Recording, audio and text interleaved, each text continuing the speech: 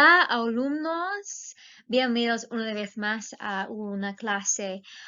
Today we're going to talk about sustantivos y gender. Y específicamente vamos a hablar de los artículos definidos e indefinidos, pero también cómo se sabe si es un masculino o femenino. Right? So this idea of gender is very difficult to grasp, especially if you are used to English, because in English we don't do this. We don't have a masculine inanimate object or a feminine inanimate object. Only people have that masculine or feminine. But in most Latin-based languages, you see that there is an idea of masculine or feminine attached to all objects, whether they're real humans or just inanimate. So let's take a quick look at this from the beginning. First of all is that when I say gender, I don't mean literally boy, girl. All right, we can use it that way. We can definitely use this idea to indicate whether we have, for example, el estudiante, a male student, or la estudiante, a female student. We can use that to differentiate when we are talking about people. However, we can attach this to all objects. Like I said, all inanimate objects, whether they're human or not. We say that they are all masculine or feminine. And again, that does not mean that these objects are boys or girls. It just means that we are going to use masculine articles and masculine adjectives. So let's look first at book. As an example, I have el libro. This is masculine. O is a really good indication of masculine. It's not always going to work that way. There are exceptions to this, but it's a really good thing to go off of. When you see an O, most of the time it's going to be L up front. It's going to be masculine. So like I said, what does it mean when I say masculine? Well, it means I'm going to use an masculine adjective, as you see here, el. That is an, not an adjective, sorry, an article. El is an article that I have attached to libro. And it also means I'm going to use a masculine adjective. And what I mean by masculine adjective is not something that is masculine as an adjective, but rather that I put an O at the end of my adjective. In this case, if I want to say something like the small book, el libro pequeño, I put an O on the end of that. And we'll see the opposite in a moment. We're going to look here at table, la mesa. This is a feminine word. It has an A on the end, like O. That's a really good indication it's feminine. Not always going to work, but most of the time. And just like above, where we had masculine adjectives and articles attached, for this we're going to have feminine articles, la instead of el, and then a feminine adjective. So if I take that same idea, I had small book, el libro pequeño, with an O on the end. For adjective, I'm going to put an A. La mesa pequeña. All right, that's all I mean with masculine versus feminine adjectives, is changing that ending, not giving specific masculine or feminine qualities to those objects, rather just changing the ending of the adjective attached to it.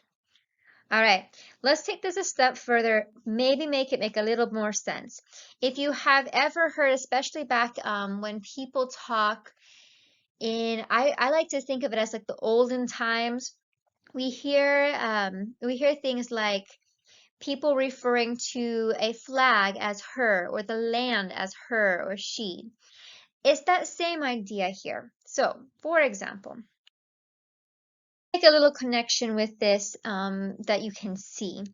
So like I said, we can use this idea to refer to an inanimate object as he or she. It's almost as if we're taking that object and that name of the object and making it the proper name of the item. So just like we would do, I would say Bob is smart. And as I continue to talk about Bob, I start replacing it with he. Instead of saying Bob over and over again, we do the exact same idea here. We can also use it as her or his, right? I would say Bob has a phone. His phone, whatever, afterwards, all right? So I can use that same idea with these inanimate objects. So we're going to use la tierra as an example. La tierra significa land. And it is feminine. Es una palabra femenina. And I refer to the land as she or her. When I don't want to say the land anymore, la tierra, I can replace la tierra with she or her or hers. So let me give you a sentence or two sentences to show this idea. Tenemos la tierra es bonita. The land is beautiful. I'm telling you about the land. Now I want to give you a specific about that land. Sus colores son fantásticos. Her colors are beautiful. Instead of saying the land has beautiful colors or fantastic colors, I could say that. I could repeat and I say, La tierra tiene colores fantásticos. I could say that. But instead, I am replacing la tierra with sus, with her, to indicate that I'm talking about something, in this case, feminine, because la tierra is feminine. This, I think, helps make the connection a little bit, just because when you hear, I know a lot of people hear someone refer to the land or something like that as she or her in English, and they get confused by that because they're like, why are you using this? I feel like that makes more sense here in Spanish, that I'm referring to it as her colors, because la tierra is feminine. Hopefully that makes a little more sense. If it made that worse, if it made sense to you before, then you can disregard this whole slide altogether. But I find that a lot of people, this kind of helps them make that connection as to how it's a little bit simpler to understand that concept of being he or she in Spanish versus English.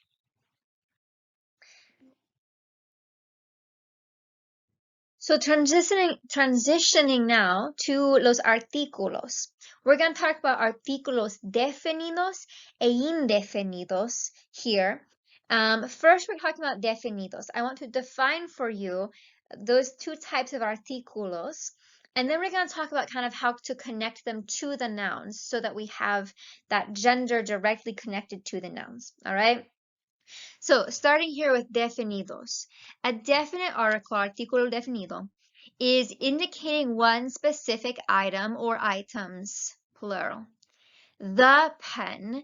There is only one pen and I want it. I'm looking around the room, I see one pen and I say, hand me the pen, that only one that exists. It's a definite thing. If I make it plural and I say the pens, hand me the pens, it's as if there is a box of pens per se, and I want all of them. Don't hand me some of them, don't hand me one, I want the whole box. Hand me the pens, all of them. In Spanish, we're talking about the. There's one word in English, it's the.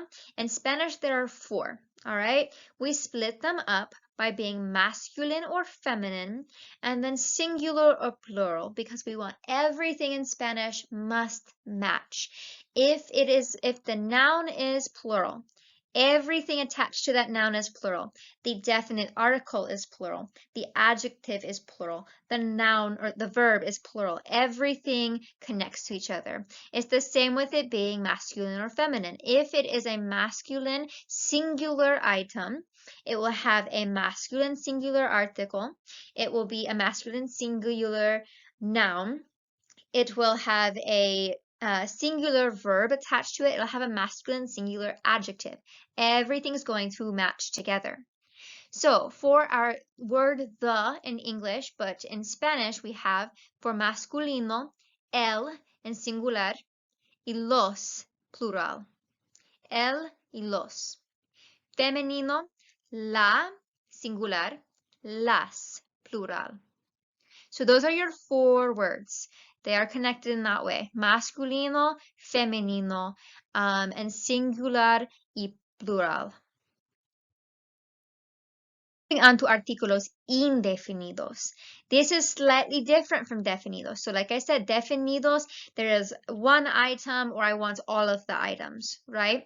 An indefinite article is indicating a non-specific item in a sea of them, meaning there are many of these items and I don't really care which one. There's not a specific one involved. So I'm going to use the pen as an example here. So I have a pen. There are many in the room. If I say, I want a pen or hand me a pen, I'm telling you essentially there are a whole bunch of pens in here. Just hand me one of them. I don't care which one, just hand me one of them. I make it plural and I say, hand me some pens. So again, we have a box of pens in the room. I want you to give me a handful of them. I don't care how many, I don't care which ones, just hand me some of the pens. That's what makes it indefinite. I don't really care much about it. It's not specific. In Spanish, again, in English we have a or an. If it's a word that starts with a vocal, with a vowel. And then some as the plural. In Spanish, again, we have four. We have the masculine singular y plural and the feminine singular y plural. So un is masculino, singular, unos, plural. Femenino, una, singular, unas, plural. All right, so we have our four words for definite. That was the last slide. El, la, los, las. And now we have four words for indefinite. Un, una, unos, unas. All right, now the question is, how do I tell if it's masculino or femenino? For this, we're going to have to look at the word itself. We have to focus in on the word and look at what we are given. Some words are more tricky than others because they are out of the norm. And for these, you have to just get used to Spanish. If you mess up and you do the wrong one with one of these words, I won't say no one, there are some words it really matters with. And that's where it matters to just really practice to read a lot. Reading will help you see what is going to be masculine or feminine and how they are matched up together in different scenarios. For this, there are some rules to kind of go off of to help you as you're learning. So let's start with masculine. It'll be el or un for singular, los or unos for plural. If the word ends in o, it's a really good indication, like we said before. It's a great indication that it is masculine. For example, I have el libro. El libro ends in an o, it's masculino. If it ends in or, el tenedor. If it ends in on, el ratón. Ending in la letra L and L, el papel, or an S. And this is specific. It's not cis or tis. We're going to see that on the feminine side, but just a normal S. For example, el lunes, all of our days of the week end in an S. They are not plural. They end in this S and they start with an L. El lunes, el martes, el miércoles, and so on through all of the days of the week. Just as an example, it ends in S. It does not end in SIS or TIS. So let's now look at la or una, the feminine side. Again, we have an A, la letra A. If it ends in an A, like with O, it's a really good indication that it's going to be feminine. If it ends in D-A-D, dad, that's another good idea. La ciudad, la ciudad. If it ends in C-I-O-N or S-I-O-N, that's another great one. La decisión. Or TIS or SIS. Like I said in the last one, just an S is going to be masculine generally. If it's SIS or TIS, that one goes to the feminine side. For example, la tesis. Finally, let's talk about singular versus plural. So this one is not difícil. Es muy fácil. So basically, if it ends in a vocal, if it ends in a vowel, a, e, I, o, u, then you're going to add an S. That's it. Just like with English, if it ends in a vocal, a, e, I, o, u, you will add an S. If it does not end in a vocal, then you're going to add es. Doesn't matter if it's masculine or feminine, you're just adding an E and an S to both. For example, down here we have maestra. We have an A, which is a vocal on the end. I'm just going to add an S. Maestras. Doctor, it ends in an R. That means it's a consonant. It does not end in vocal. I add an es. Es todo. I hope this helped you with the idea, the concept of the masculino versus femenino.